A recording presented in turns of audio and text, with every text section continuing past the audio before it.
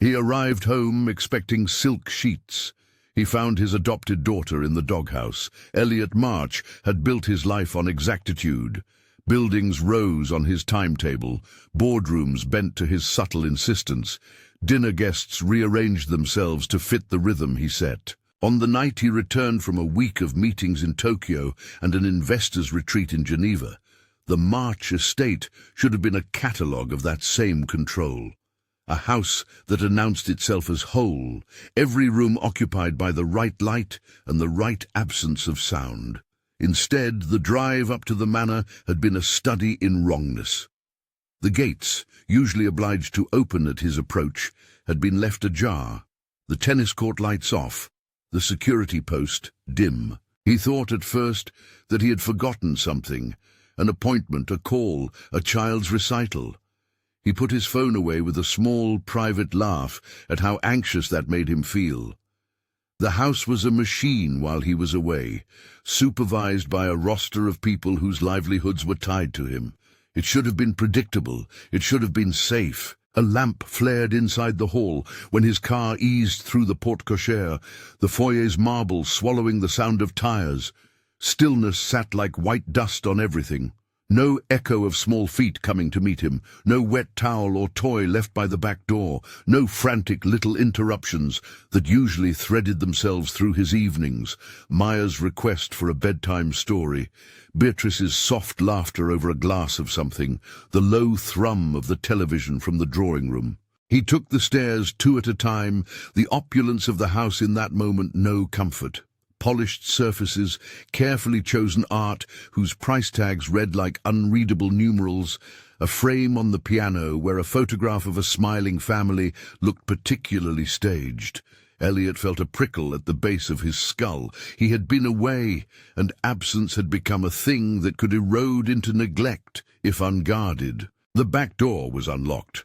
The garden smelled faintly of rain and cut grass, a clean smell that might have calmed him had it not also carried something else, something earthier, damp, like straw left too long in the weather. He followed it without deciding to. The doghouse was where he found her. It sat under an oak towards the far hedge, its paint flaking slightly, a child's blanket haphazardly draped over one side. Maya had stuffed her legs inside, as if to make herself fit where she did not belong. She was small beneath the low roof. Thin, pajamas stained with last week's remnants of what might once have been peach juice, hair stuck in knots. Her cheek rested against the worn cushion at the doghouse's threshold. The rain had come in earlier and settled into the fibers. There was a smell of damp and something faintly bitter that Elliot could not name. She was not dead. Not that, he told himself with a fierceness that surprised him. She was sleeping, or perhaps she had been coaxed into the smallness of sleep by exhaustion. When he put his hand on the wood of the doghouse and then reached in to touch the crown of her head, she startled awake as if someone had struck a bell inside her chest. For a few seconds the world narrowed down to the shock of her pupils, huge, wet, and quickly flinching away from him as if he had been the stranger all along. "Elliot," she whispered, the name shredded by disbelief, by the voice of a child who had learned how to be very small. "Maya," he said, and the name tasted both foreign and inevitable. It had been theirs for 5 years now. A little girl who had arrived at the March estate with a thin cardboard case of belongings and a smile that therapy later described as guarded. They had called her adopted in the glossy announcements and the polite magazines. They had made an event of it at a charity lunch. But adoption had been paperwork, less tactile than a blanket or a bath. He had believed that the most important thing was the official thing, the legal recognition, the photographs. Tonight, the law meant nothing. His hands moved before his brain did. He lifted her almost impossibly delicately, as if she might shatter. She was colder than she should have been. Her pajama top clung to her back from damp. There were small, faded bruises along the soft curve of an arm, the kind that suggested mishandling rather than the accidents of a child's play. Shadows, not statements. When he put her to his chest, she curled there as if remembering some other chest that had not been his. Inside the house, under the antiseptic glow of the guest bathroom, he ran warm water and wrapped a towel around her. He did not ask how long she had been in that doghouse. The question carried an accusation that landed too heavily in the empty room. Instead, he washed the grit from her hair with his hands, gentle and clumsy. When she dozed against him in the tub, exhausted to the point of surrender, he slid an arm beneath her and carried her upstairs to his own room, where he had left behind shirts smelling faintly of travel. He made a bed on the lounge floor, tucking the little girl in with his scarf, and sat beside her as if that presence alone might stitch a seam he had been negligent enough to let tear. "Why did you sleep there?" he asked, in a voice that felt wrong to both of them. Too loud, too adult. She blinked up at him, pupils already dilating with that particular fear that had nothing to do with the thunder beyond the windows and everything to do with the memory of a hand raised. "Mummy says I wasn't a proper child," she said, and then, in a tiny voice that was both an explanation and a plea, "She says I don't deserve beds." Elliot felt the floor drop several feet. He had known Beatrice's more controlling tendencies. Their friends had laughed in the past about the way she curated everything around them, but he had never lodged the idea in his mind that she would instruct such terrible things of a child. He had assumed that her activism and public devotion to children's causes were truth enough at home. She wore virtue as well as jewelry. Charity dinners, foundation meetings, the prize photo ops where she pressed a soft cotton blanket into the arms of someone who needed it while the cameras circled. A moment later, Beatrice came down the stairs. She had been cleaning up before the guests, a candle in a half-assembled room, a gown that caught the light in a way that turned her into exactly the public figure she had always been. Her skin was immaculate. She smiled at Elliot in a way that meant she could make the right public move anywhere, at any hour. "You're back early," she said, as if surprised but not unsettled. He rose from the chair like a man at a jury summons. "Where were you? Where was everyone?" Beatrice's gaze slid to Maya, where she slept, then back to Elliot. There was a practiced flutter in her mouth. "You worried too much. Maya was playing in the garden. She wanted to be with the animals." Her voice had that empathy for the camera lilt. "She likes the doghouse." Maya woke then, eyes wary and raw. She held to Elliot's sleeve like a small animal. When Beatrice leaned down, there was a flash of performative tenderness, an arm around Maya's shoulders, a kiss that might as well have been for an audience. It took Elliot only a second to see it for what it was, a public gesture that had been practiced until the warmth of it had been surgically removed. "What's happened?" he demanded. This time his voice was edged with something that startled him. Anger, yes, but the more dangerous thing was the hollowed ache of a man who realized his presence had been absent when it mattered. Beatrice's smile adjusted. "You always leave so much to the staff, darling." Her eyes, cool and precise, found his. "I thought you were away for longer. I was managing things. Maya has been fine." "No," he said, "she's not fine." He did what he should have done sooner. He took photos. He fumbled for his phone, hands shaking, and began to document time-stamped images of damp pajamas, of the doghouse's battered cushion, a quick capture of the faint marks on her arm. He kept snapping, because the act of recording made the moment less like a nightmare and more like fact, a thing that could be shown, explained, mobilized. Beatrice watched each click with a look that could have been concern if it had been warmer. Instead, there was calculation. "You can't go around making scenes," she said softly. "It's reckless. You know how the tabloids would be. Charity work is fragile. Our donors. Elliot, think." He felt suddenly ridiculous. He had built empires from ruthless clarity, and yet there he was, threatened into politeness by the sound of the future's headlines. "This isn't about the tabloids," he said. "This is about Maya." Her hand pressed to the child's back, a talon disguised as aid. She was sulking, Beatrice said, the word a soft dismissal of what had been happening. Children test boundaries. You are not always here to enforce them. Her phrasing was a blur of excuses he had heard 100 times. Scarcity dressed as discipline, absence explained as necessity. He had spent his career excusing the compromises of power as strategy. His chest felt full of all the meetings and flights and product launches. The admission of his own neglect was a splintering thing, humiliating, definite. He made a decision then that felt like the first honest movement he had taken in a long while. He would not let the homely habit of deference to the wife and the staff stay his hand. He called the head of security with a steady voice and asked for the recordings from the last 3 nights. The security head, Martin, answered in a way that betrayed his surprise. Security in Elliot's world moved to his orders, but Martin's tone suggested a reluctance that might have been professional caution or another form of improvised loyalty to Beatrice. "Please, Martin," Elliot said. "All access logs, timestamps, no edits." Martin promised to pull them. Elliot asked that the files be duplicated to a secure drive and that no one but the security team touch the originals. He felt for the first time like a man who had found a new focus, sharp and hungry. Beatrice clasped her hands together. "You are overreacting," she said.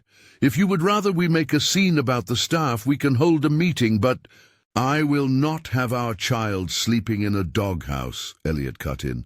"Lock the nursery. No one leaves the property without my knowledge, and do not speak to the press." Beatrice's lips thinned. "You can't order the household from a mood swing, Elliot. You have to be reasonable."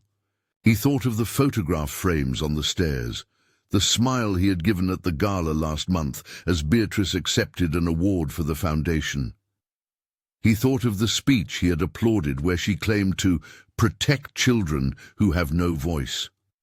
He had not noticed, not in the way that mattered, that the child in their house had been silenced for years by the very person who led efforts for others. After Beatrice left the room, smiling and obligingly consoling, Elliot sat with Maya as night pressed black against the windows.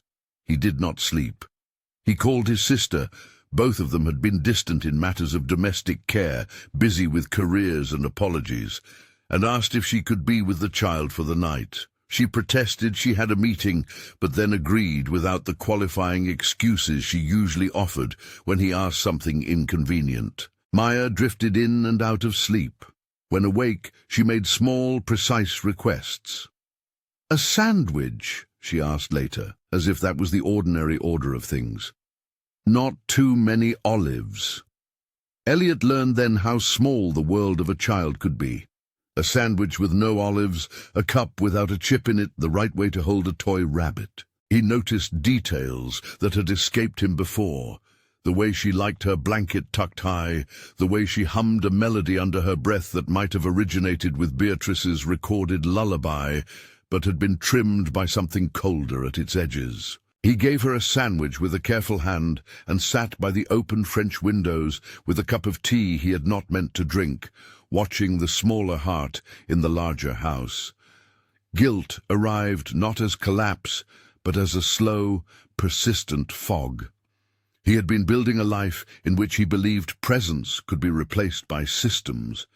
He had misread his own life as manageable via delegation. Now a small girl had paid the price. The next morning he moved faster.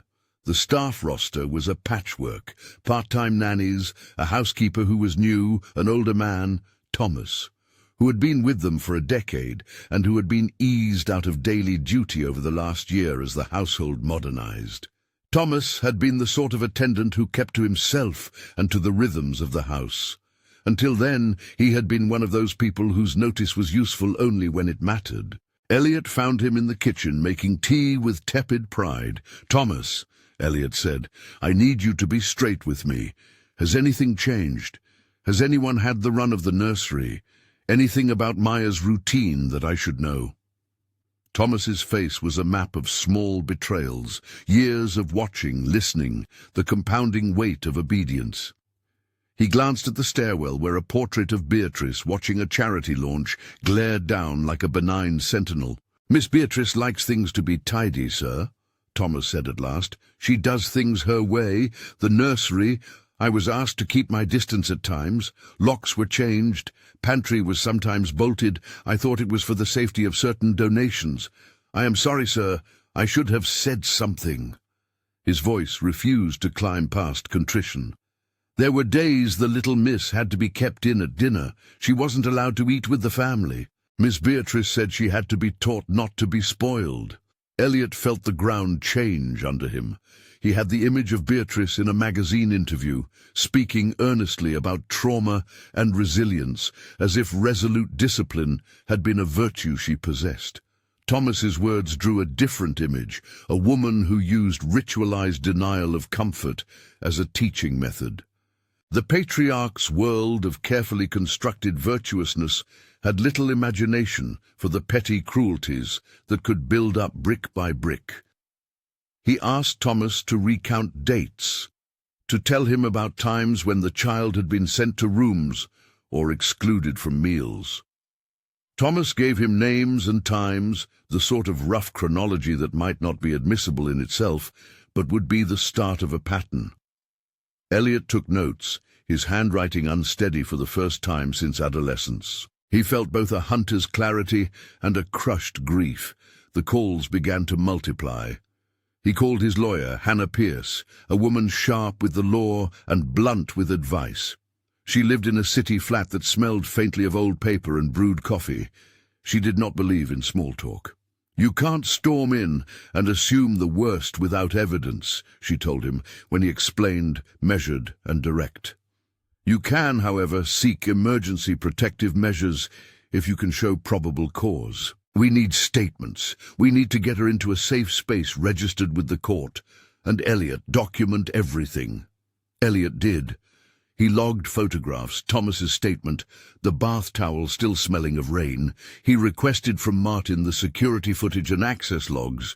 He ordered a set of duplicates be made and stored with his legal counsel. He reached out to the school Maya attended under the auspices of transferring her temporarily to a place where she would be safe.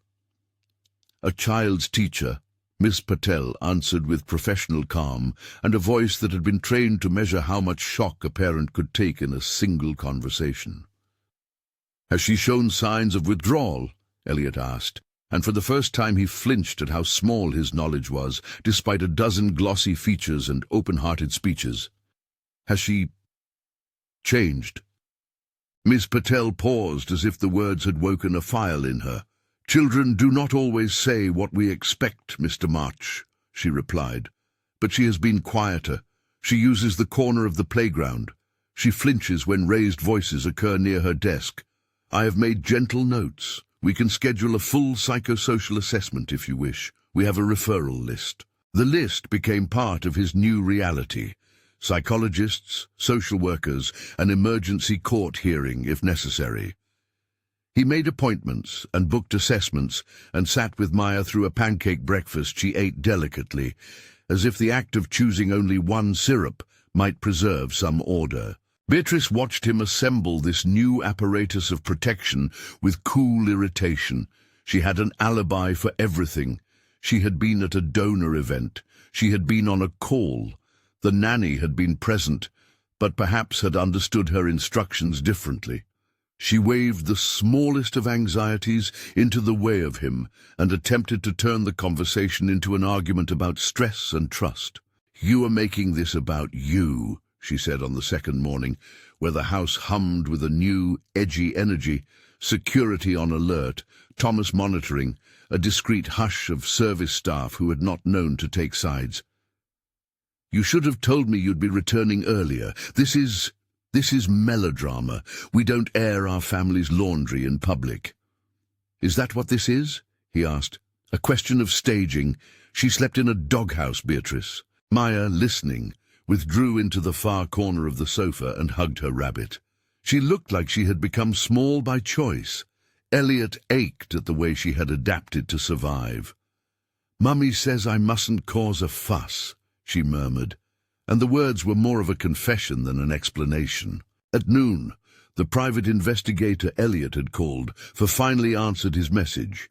Daniel Foster had been recommended by a friend on the board, experienced in wealth-related domestic cases, discreet, and with a reputation for tending to the reputational consequences as much as the truth.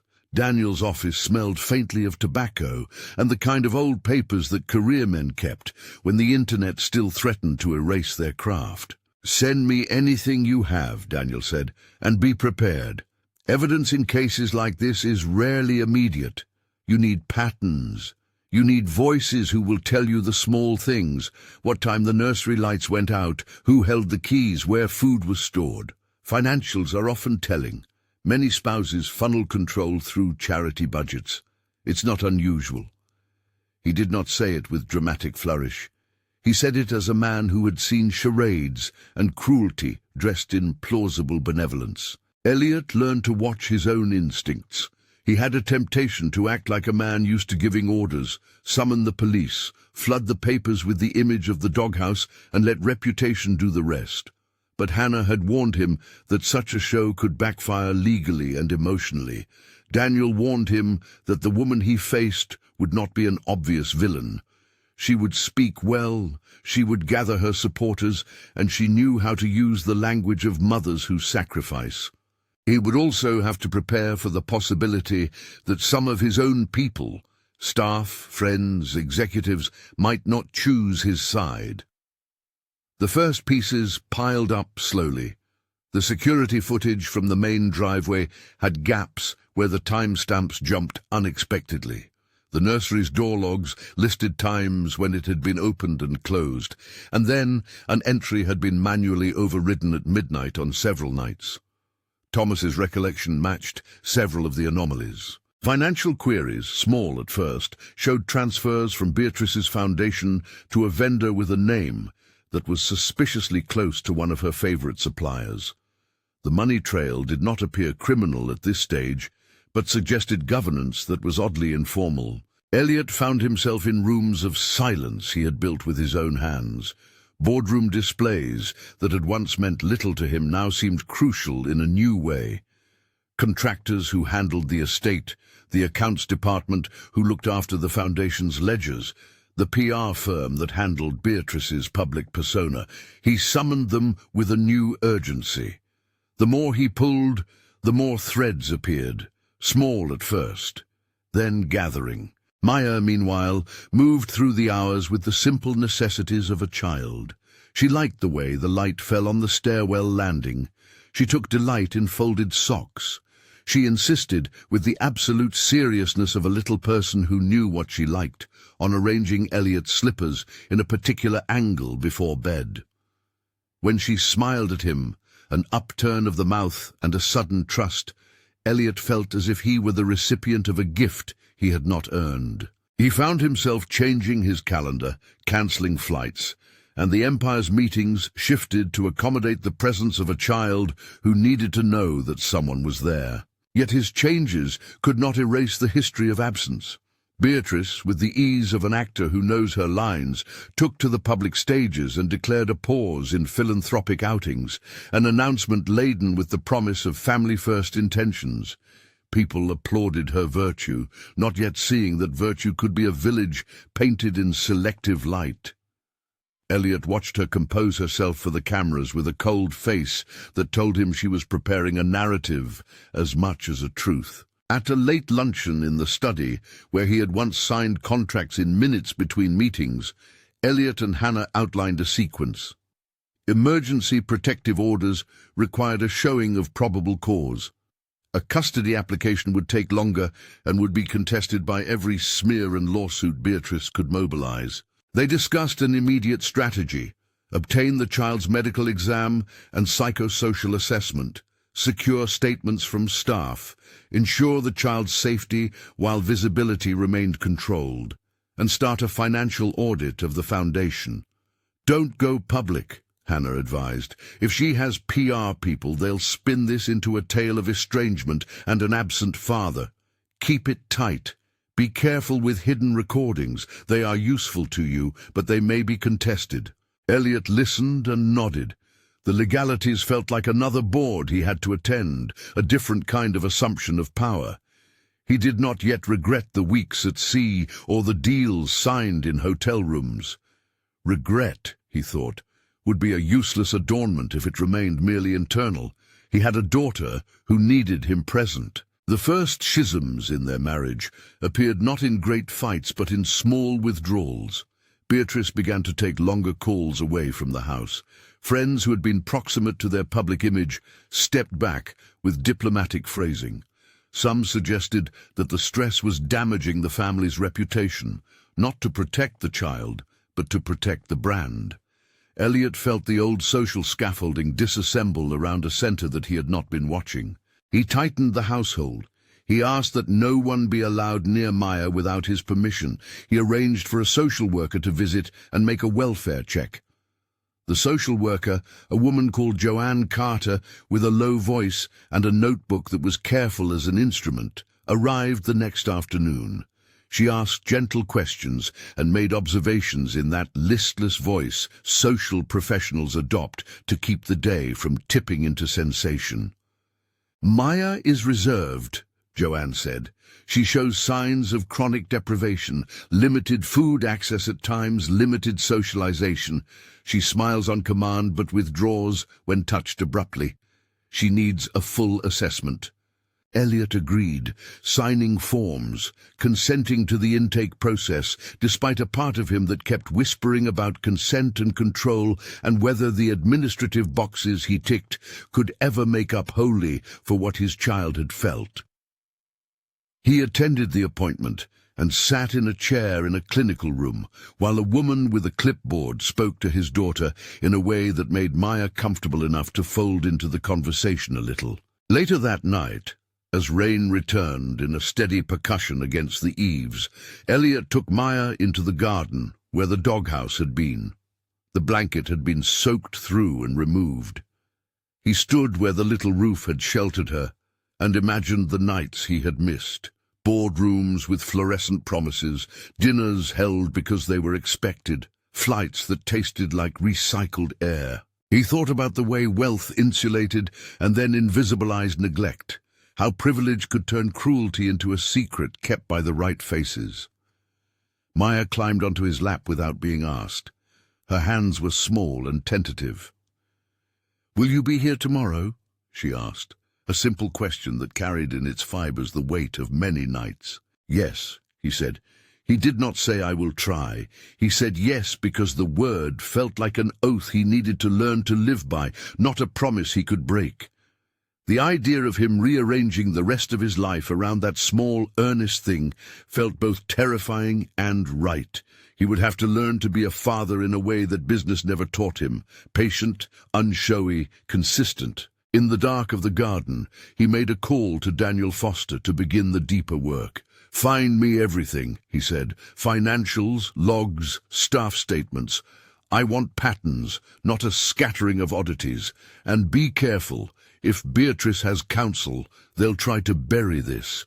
Daniel's reply was practical and calm. "I'll start with the foundation accounts and work outwards. Off the record for now. No leaks. If there's anything to expose, we do it through the right channels." When the investigator asked about surveillance, Elliot hesitated.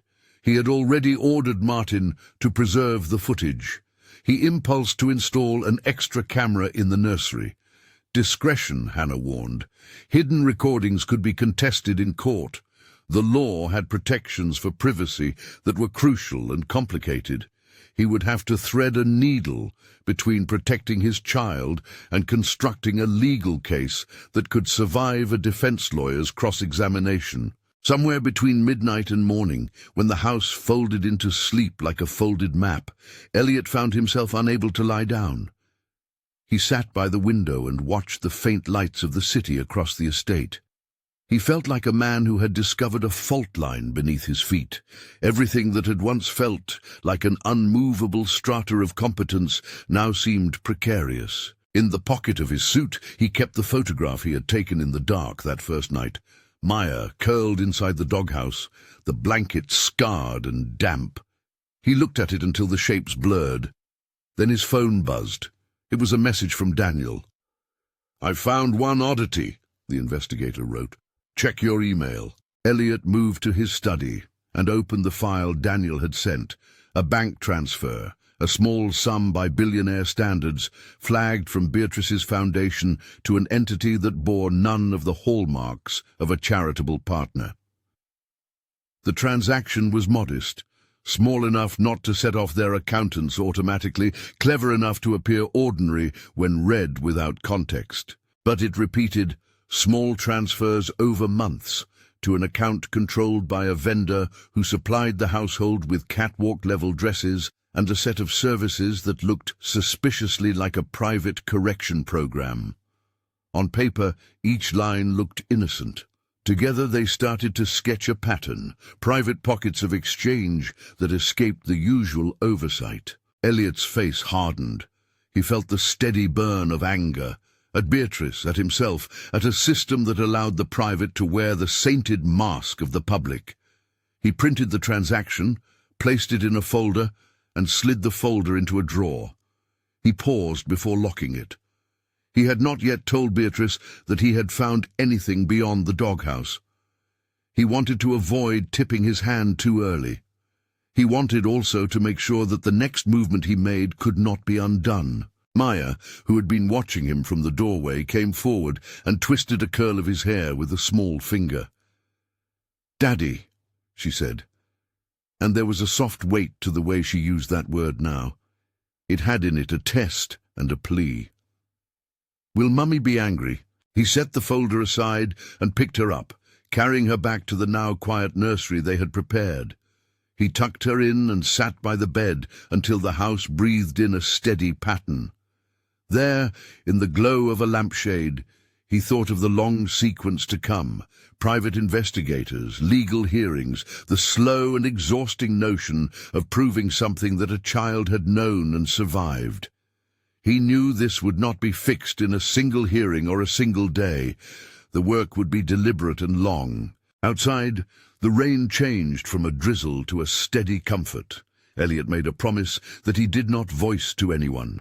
He would not let it be easy to forget what had happened.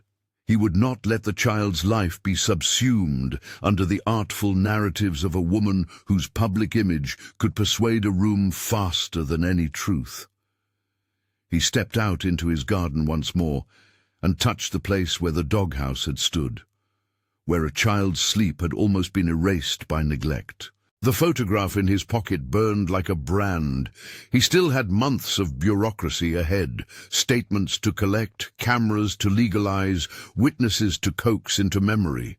He also had, he realized with a clarity that surprised him, an immediate and non-negotiable duty: to be present, to sit in the small, nondescript moments of a day, to learn a sandwich preference, and to answer the soft needs of a child who had been taught to expect little.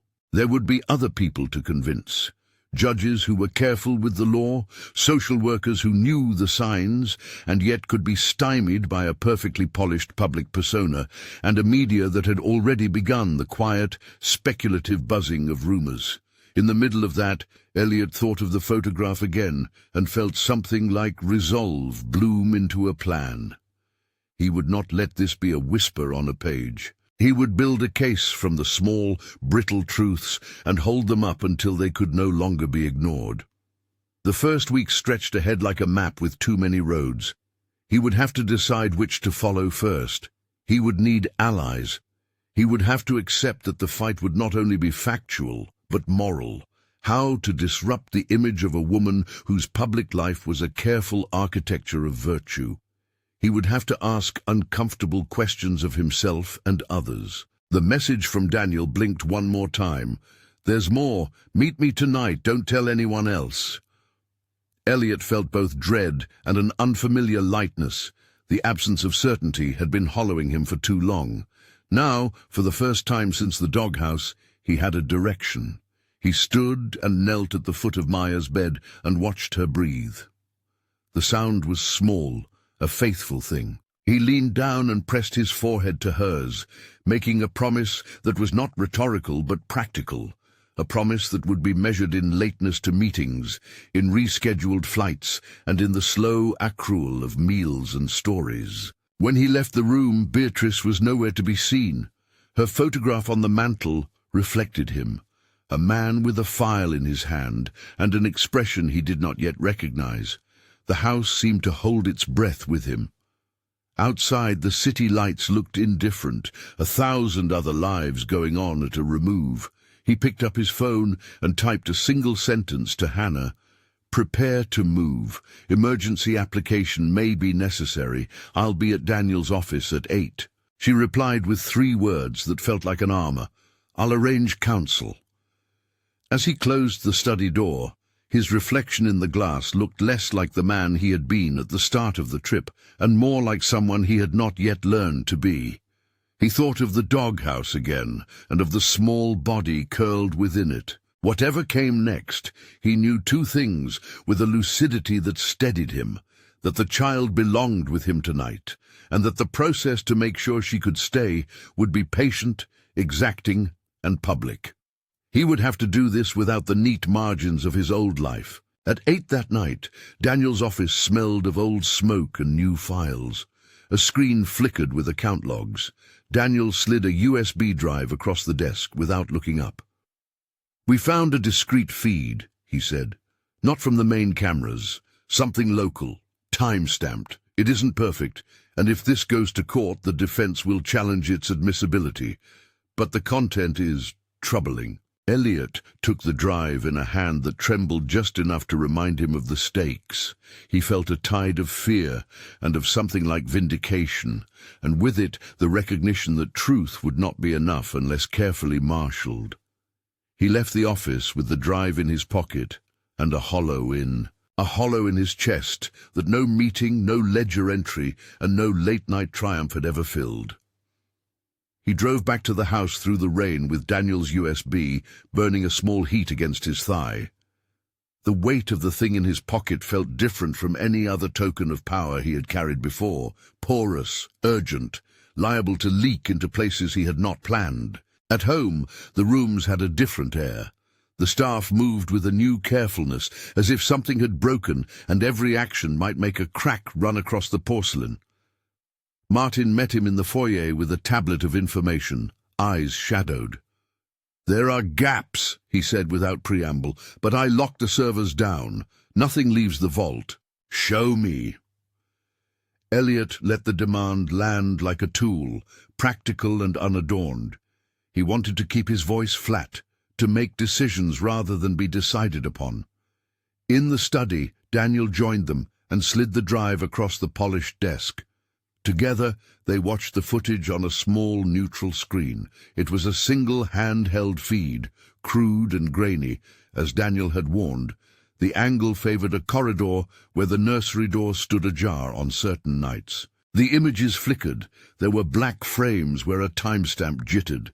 The photographer's silhouette passed occasionally, as if someone had been watching through a gap in the blinds. Then, at a moment that made Elliot clench his jaw as if to stop a physical pain, the footage showed Beatrice standing over the child in the nursery. Her voice was low. The camera could not carry every syllable cleanly, but fragments landed with the blunt force of a fact. "You made your choice," she said. "You know you didn't earn a new bed. You know how we do things here. Say it properly, Maya." Maya, small and already curled inward in the way of someone who expects correction, looked up and whispered something that Daniel's ear strained to make out. The words were short, rehearsed. "I don't deserve—" The feed caught the movement, the lean of Beatrice's hand, a moment where the child shivered. The camera blurred. An argument in muffled tone followed. The footage was not pristine evidence in a legal sense, but in Elliot's chest it felt like a new kind of ache. Proof that someone had cultivated fear into rules. Daniel paused the footage, fingers steady. "As I said, this would be challenged," he said, "but it is corroborative. We have Thomas's recollection and some ledger items that suggest a private program. We need more." Statements, medicals, the teacher's notes. If we can build a line, actions, timing and motive, then it begins to look less like an accidental scarcity and more like a pattern. Elliot's hand closed around the USB until the plastic creaked.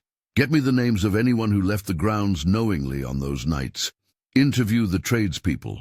Cross-reference with the foundation payments. Put nothing near Beatrice's circle without someone from the legal team looking. Daniel nodded. I'll be careful, no leaks. That word, leaks, was as much a threat as a caution. Elliot had seen reputations sink on fewer rivulets. He had also seen how silence could become complicity. As Daniel left, Elliot realized that the house would require a new architecture of oversight, the staff roster rewritten, the keys reallocated, the daily log made legible to an impartial eye. He slept, if sleeping is what counted for a man with a tension like a wire across his chest, in a chair by Maya's bed that night. He woke each time she stirred and checked the door, the window, the lock. His previous measures of success, quarterly returns, a new tower, had shrunk into small routines of breakfast choices and reading cushions. The world of power had narrowed to whether his child had jam on both cheeks or none. The next morning, Hannah arrived with a briefcase and a look that made Elliot feel simultaneously defended and exposed. She had read Daniel's emails overnight, and her briefing was clinical. "We will file for an urgent safeguarding direction," she said. "We cannot promise what the judge will do, but your evidence creates a prima facie case. We need the child's medical report, the social worker's notes, and clear chains of custody for every item you wish to place before the court." "Can we rely on the footage?" Elliot asked, aware of his own hope thudding in his throat. "Partly," Hannah said. "It will be attacked on grounds of privacy and tampering. If the defendants say the feed is fabricated, we must show the context. Matching timestamps, witness corroboration linked to other anomalies, financial transfers and staff testimony. We will also argue that a child's welfare is paramount, that can influence the judge to permit certain contested material to be considered in the interest of safety." They set the legal machinery moving. Daniel doubled down on forensic work. He found a former nanny, Louise, who had worked shifts at the house before a contract dispute led to her leaving quietly. "Paid to go," she said, in a voice that trembled when she recounted how she had been told to sign a letter accepting a different role. She admitted, under Daniel's gentle questions, that she had been present the night Beatrice took charge of discipline and that she had been told to pretend not to hear a child's cries as policy. Her memory was a collage of specifics: a bolted pantry, a latch on a side door, a pattern of mealtimes that shifted according to Beatrice's mood. Louise's testimony felt fragile and important in equal measure, a human ledger of small betrayals. In parallel, Martin retrieved access logs that showed the nursery's smart lock had been overridden manually on several nights. There were also payment files, a vendor whose services included behavioral consultancies listed in the Foundation's ledger, with small disbursements over months. Amounts that did not on their face alarm accountants used to million-pound moves. But when stacked and cross-checked with dates where the nursery entry log had alterations, the pattern acquired a menacing geometry. Elliot found himself living inside a spreadsheet of emotions and numbers, and the numbers began to feel like a language of truth. Yet truth, he learned quickly, would not always be persuasive in public. Beatrice's PR team prepared a concise narrative, a devoted mother betrayed by an anxious husband, a family under stress. They wrote posts and statements to be ready should reporters smell a story. The house rang with a tension between defensive legal caution and the raw human need to shout the facts into the light. Beatrice, for her part, did not relent into simple villainy. She maneuvered as a person who had spent years learning how to shape perception. She stood at events in immaculate suits and spoke about safeguarding and compassion. She issued thinly veiled comments about privacy and the pain of public speculation. When an interview came near, She cried on cue and called the media cruel. She knew how to put cameras to work. The tabloids, smelling a narrative of privilege, ran with the image of a billionaire engaged in a domestic quarrel ripe with contradiction. There were op-eds about wealthy negligence and about the perils of public philanthropy. Social media, always a sharp instrument, split the house between those who were outraged at the idea of a child in a doghouse and those who insisted on reserving judgment until the law had spoken. For every sympathetic comment to Elliot, there was an accusation of opportunism, a man using his wealth to make headlines. It was strangely intimate, the way strangers debated his motives as if he were a product on review. In the quiet moments that cut through the racket of headlines, Elliot sat with Maya and tried to teach her new smallnesses. That baths could be warm without a hidden rule, that food should arrive with kindness, that a bedtime could be an offering rather than a negotiated ordeal. Maya's small hands learned to fold paper cranes from Elliot's fingers. She listened to the creak of his voice reading a story, and sometimes in the hush she would laugh with a brightness that had no shadow. Those moments were small recoveries, intimate, unremarked by the press, and fiercely private. They were also evidence of something else, presence. As the investigative threads tightened, a line emerged that made Hannah move with scheduling brusqueness. A pediatrician's report, compelled by the child's presentation when Joanne Carter conducted a welfare check, showed signs of chronic neglect.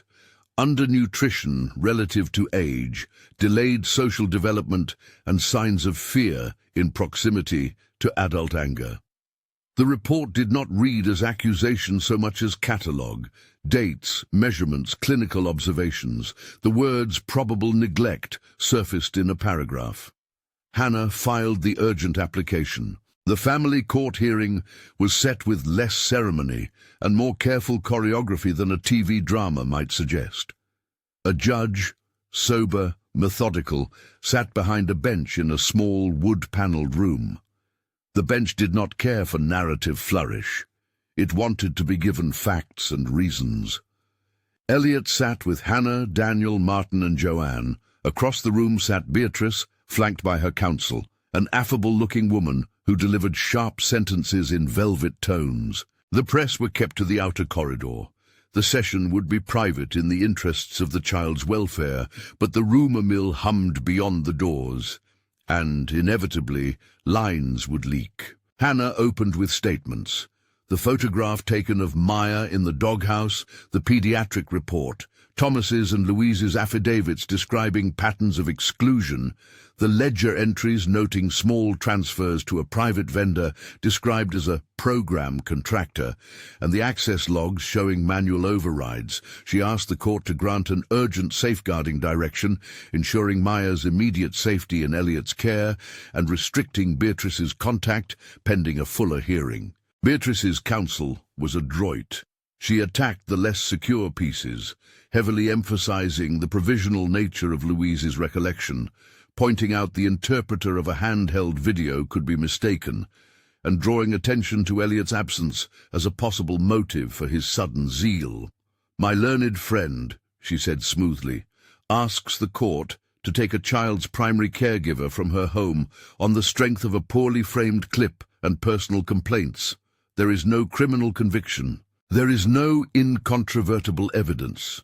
We must be cautious not to rear the child to an environment of adversarial proceedings when the father has not demonstrated consistent involvement." The defense's line was effective before it even left the bench. It played on a judge's wariness of hasty removals. Hannah, in reply, did not plead for dramatic justice. She laid out the pediatric observations, the social worker's concerns, the historical pattern shown in the house logs, and the tapes and financial records as a coherent pattern. She argued that the child's welfare required immediate steps and that the court had the authority to make temporary orders. The key, in her measured summation, was not to produce a definitive moral verdict, but to prevent imminent harm. There was a moment when the judge leaned forward and asked directly about the handheld footage.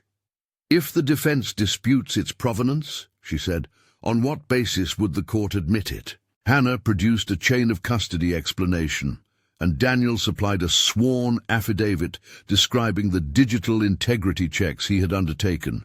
Hashes, time-stamp confirmation of the storage drive from Martin's secured server, and cross-references with access logs that matched the frames. These were technicalities, but in that quiet room, technicalities sounded like the language of accountability. The judge listened. The room held its breath. After a long and careful hour, the judge made an order. She did not deliver a criminal judgment. She was not passing sentence. She was, instead, acting within the narrower remit of immediate safety. Given the totality, the clinical report, the staff statements, the digital footage, and the documented financial anomalies that suggested a deliberate program of restriction, she made an urgent safeguarding direction, granting Elliot temporary custody and restricting Beatrice's unsupervised access, pending a full fact-finding hearing. She further directed that the local safeguarding authority should open a concurrent investigation into the child's welfare and that the charity commissions and relevant authorities be notified to consider the financial irregularities. The judge's voice was steady, a legal thing being made in a room of tired human stakes. Elliot felt the decision like a released breath and a fresh tightening of responsibility. It was decisive, not just a triumph, but the opening of a long legal corridor. Beatrice's face registered shock, then the mask of composed outrage she knew how to wear. Outside the court, where the press lurked, her handlers made brief, well-rehearsed statements about acrimonious family disputes and the perils of airing private matters. A few sympathetic columns argued that the wealthy were being too easily assumed guilty. The spin war had already begun. Within the house, the first post-court days were both liberated and dutiful. Social services set up a schedule of supervised contact should the court permit it, and Joanne organized a referral to Dr. Sana Rahman, a child psychologist with experience in trauma-informed therapy for young children. Dr. Rahman's office was a room of soft colors and small toys, designed to let a child lead.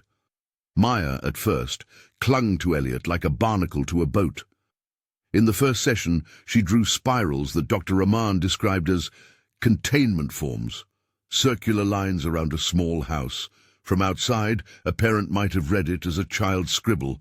To an expert, they indicated a child trying to make a safe boundary. Therapy, Dr. Rahman explained in a quiet debrief with Elliot, would be long, small, and patient.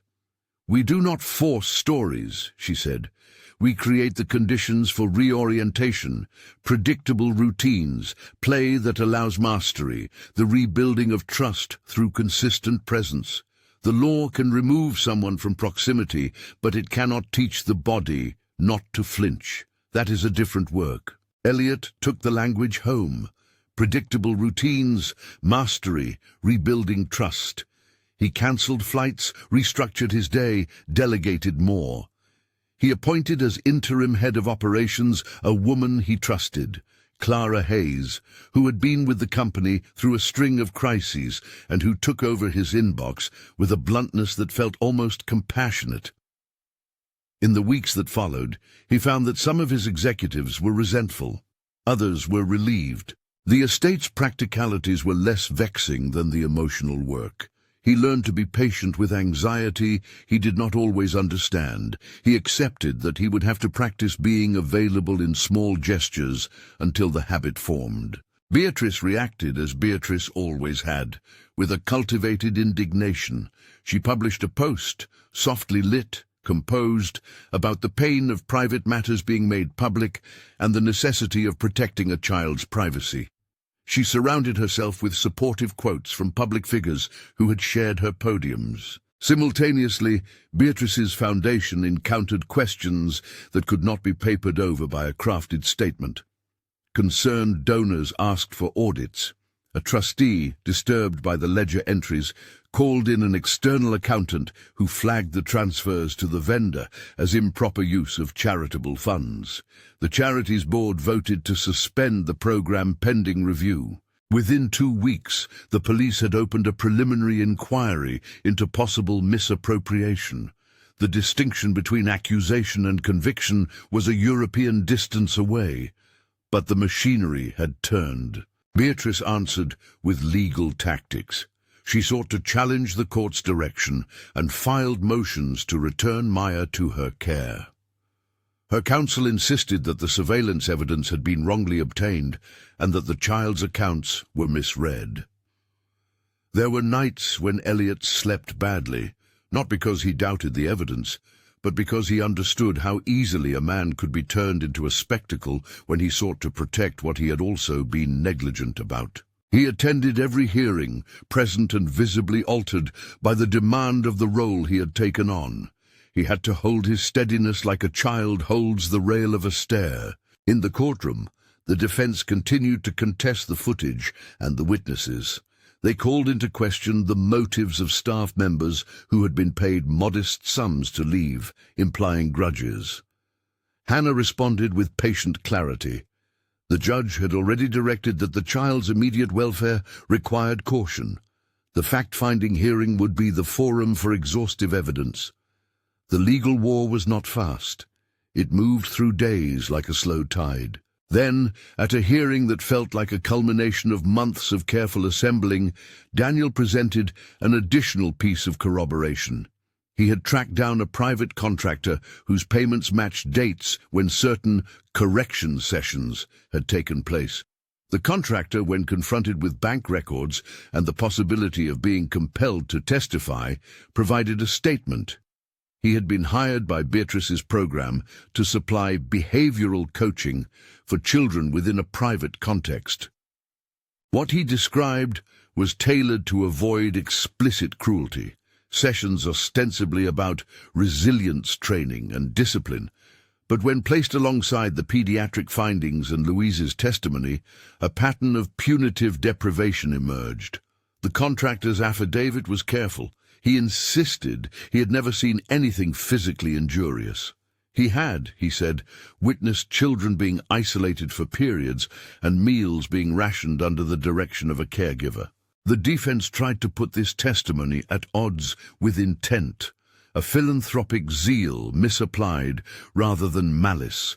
It was an argument the court heard but did not find persuasive when faced with the array of documents, staff recollections, and the child's clinical presentation.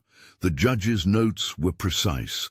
A child exposed to repeated patterns that could stymie development merited protective measures. The family court cued social services to draw up an extended care plan and instructed that the child remain in Elliot's care while a full fact-finding hearing was arranged. This legal victory, temporary, carefully minus the triumphalism, allowed Elliot to settle into a different kind of life.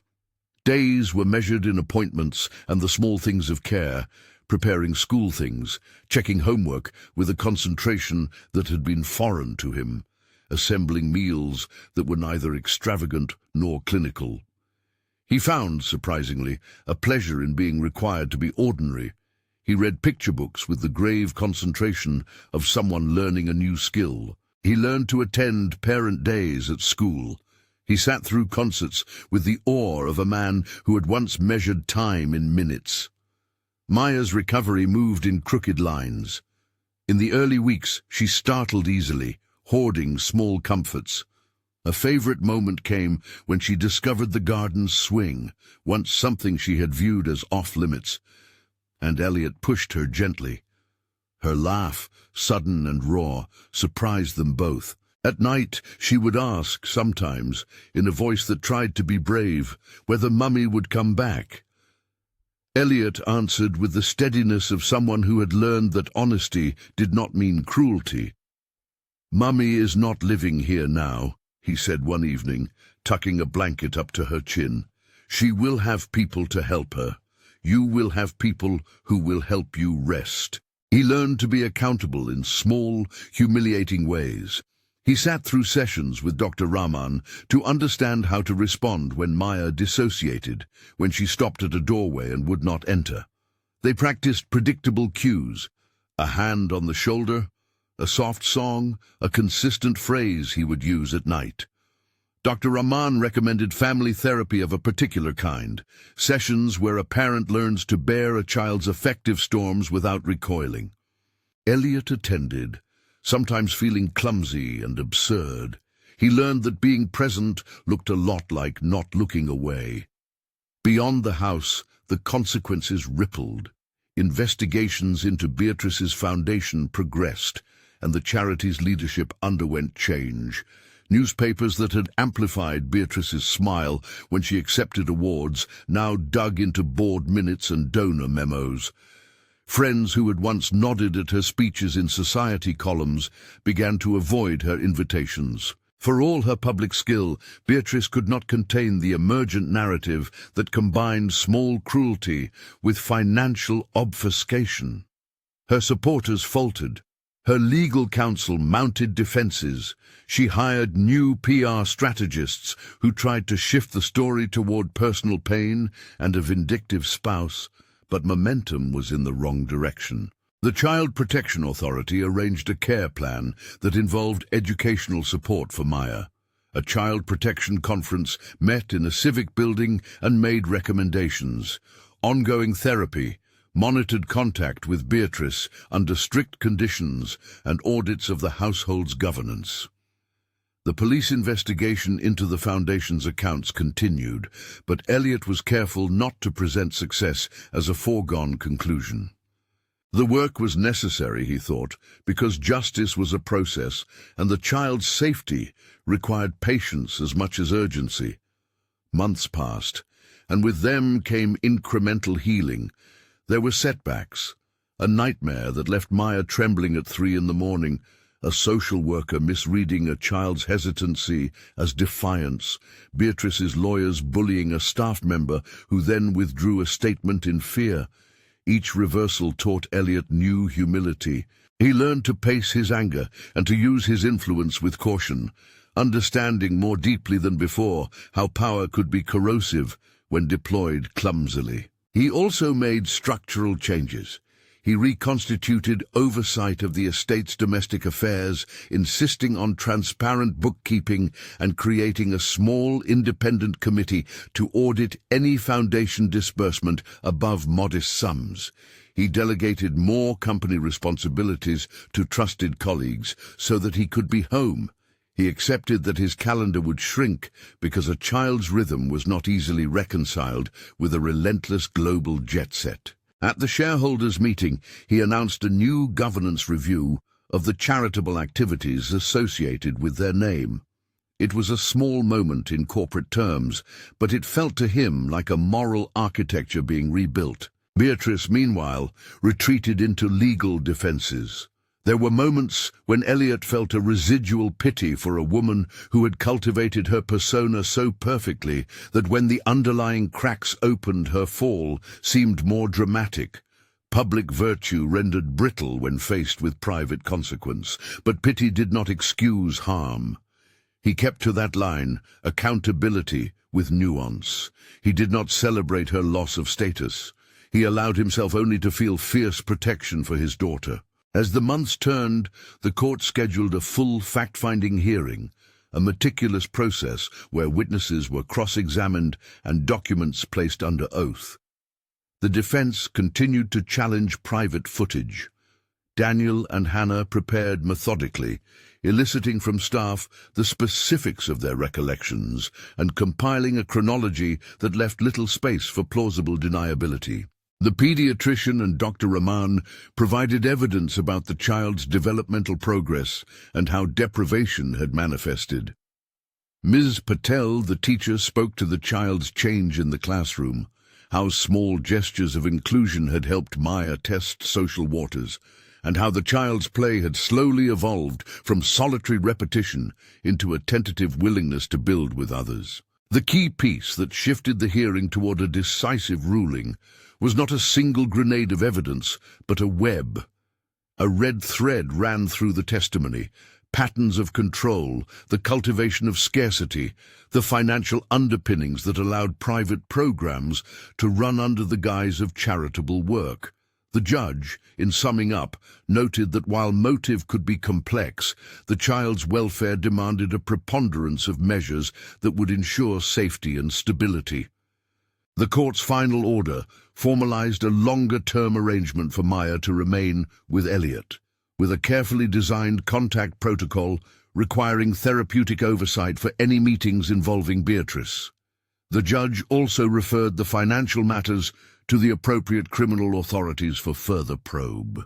The legal certainty allowed a different kind of work to begin, the work of repair. There was never a rosy, straight line to recovery. Sometimes the child's resistance surfaced in ways that were raw and heartbreaking. A demand that Elliot not go to work, a sudden refusal to see other adults, a night when Maya clambered into his bed and sobbed as if a small storm had broken inside her. Each event required patience and consistency. Elliot learned to sleep again in stretches, to soothe, and to take the humbling steps of parenting that were not about command, but about endurance. Over time, small rituals returned. Sundays became pancake mornings, with syrup and the careful negotiation of who would put out the napkins. They created a ritual of telling 3 things they were grateful for each night before bed, a tack of ordinary gratitude that smelled of hope rather than therapy. Maya began to join in school activities again. She drew pictures of families with more than one smiling face. The child's laughter, once brittle and economical, began to bloom in ways that felt less guarded. Elliot's own transformation was not complete or theatrical. He remained a man who had constructed success in measured steps, but he had learned to accept a slower, less efficient kind of economy, that of presence. He reduced his travel schedule, not by grand pronouncement, but by the small stubbornness of cancelling a flight, rescheduling a meeting, and choosing the small plate of breakfast. He shared a child. He sought counseling for the guilt that did not abate, a man reckoning with the consequences of delegation rather than engagement. He found, through the practice of being present, an unexpected competence. When the charity scandal widened, regulatory bodies spoke in the cold language of audits and inquiries. Trustees resigned. Donors demanded transparency. Beatrice faced a public unraveling that included legal proceedings for the possible misuse of funds. Elliot kept a distance from Schadenfreude. He understood that institutions could break in ways that required legal consequence, but his primary focus remained the child on the landing who had learned to arrange his slippers at night. The last scenes of the court drama were not cinematic in a televisual sense. They were slow, administrative, deliberate. But for Elliot, they were the culmination of a longer moral work. He had moved from a mission to sustained engagement. The judge's final directions emphasized the child's therapeutic needs, long-term educational support, and the professional oversight of contact arrangements. The criminal investigations continued separate from the family court's remit. Prosecutions, if any, would be a distant prospect. Months later, on an ordinary evening, Elliot sat on the floor beside a small bed that was now correctly proportioned for Maya. The room was warmed by a lamp and smelled faintly of pine. He read from a book with a child's illustrations, an old favorite about a fox and the way it finds its den. Maya curled up under a blanket that had been chosen because she had insisted on the color. She reached out and tucked a curl behind his ear, a tiny, intimate gesture. And in that touch, there was an exchange that had little to do with courts and much to do with trust. Outside, the house lights were not as immaculate as before. There were fewer lacquered surfaces that announced wealth and more signs of daily life. A child's drawings taped to the hallway, mismatched mugs on the kitchen counter, a plant by the window that had once been neglected now tended. Elliot understood that his life would never entirely return to the ordered symmetry he had once prized. He did not want it to. There was a texture to imperfection that felt like home. He continued to use his platform differently too. He spoke quietly with Clara and selected executives about a public statement on governance and child protection. They prepared materials to make room on the company's foundation pages for grants to grassroots child protection organizations. He did not make grand promises. Mindful of the caution Hannah had given him, gesture without change is worthless. Instead, he ensured that policies were rewritten, budgets reviewed, and an independent auditing board established. The moves were small but structural. They would not fix the past, but they might prevent some future harm. Beatrice's fall from grace was painful to watch, both for those who had admired her and for those who had known her. She faced legal scrutiny that tugged at the seams of her public persona. Some supporters abandoned her, others stayed loyally silent. The press dissected her speeches and compared them with the ledger entries Daniel had uncovered. For all the passing, what mattered most to Elliot was not the ruination of a reputation, but the quiet reparations being made inside a house that now smelled a little differently of safety. On a bright morning, months after the doghouse discovery, Elliot took Maya to the small swing in the garden. The air had a brittle quality that bespoke early spring. Maya kicked her feet, higher and higher, until her laughter spilled out and landed on the lawn like bright confetti. Elliot pushed gently and felt the pliant ease of small trust expand. He had once believed that wealth could buy everything that mattered. He now understood more deeply that wealth could be a resource for stability, but only if paired with the stubborn, unglamorous work of presence. They walked back to the house, holding hands. Inside, the rooms were less theatrical and more lived in, a scarf on a radiator, a child's book on the staircase, a photograph on the mantel showing a beach with smudged smiles. Elliot paused before the mantelpiece and looked at the frame where once a staged family portrait had hung. He took it down and, without ceremony, put up a new photograph.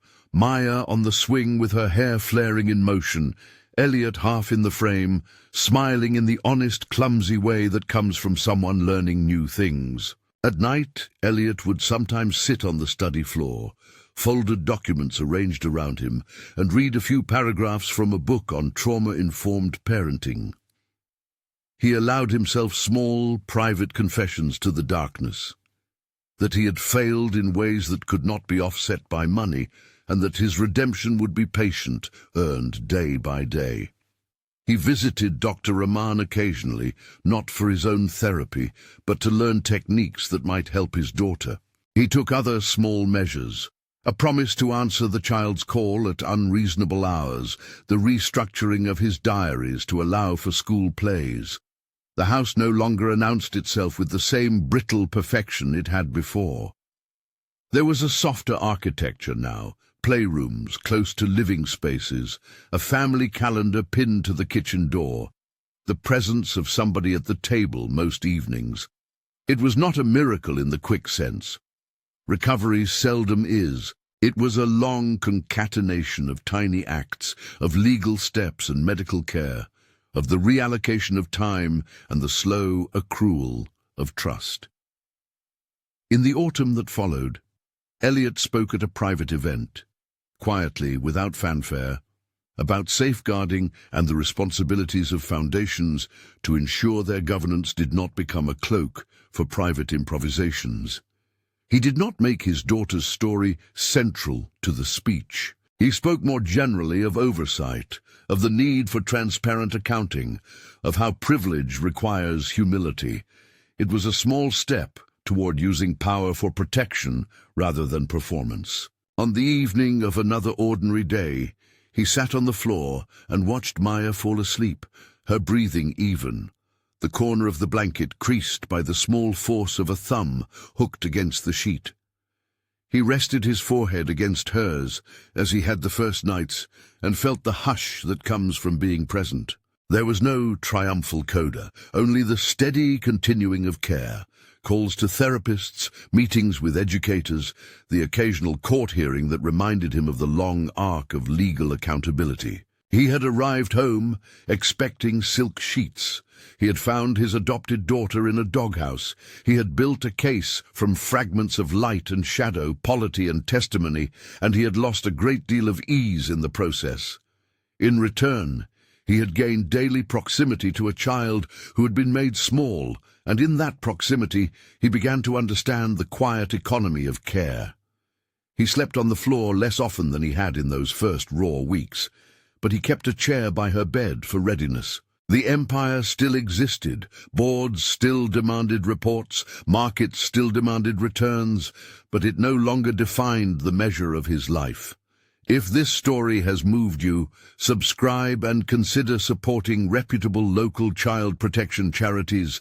Links and resources are provided in the description.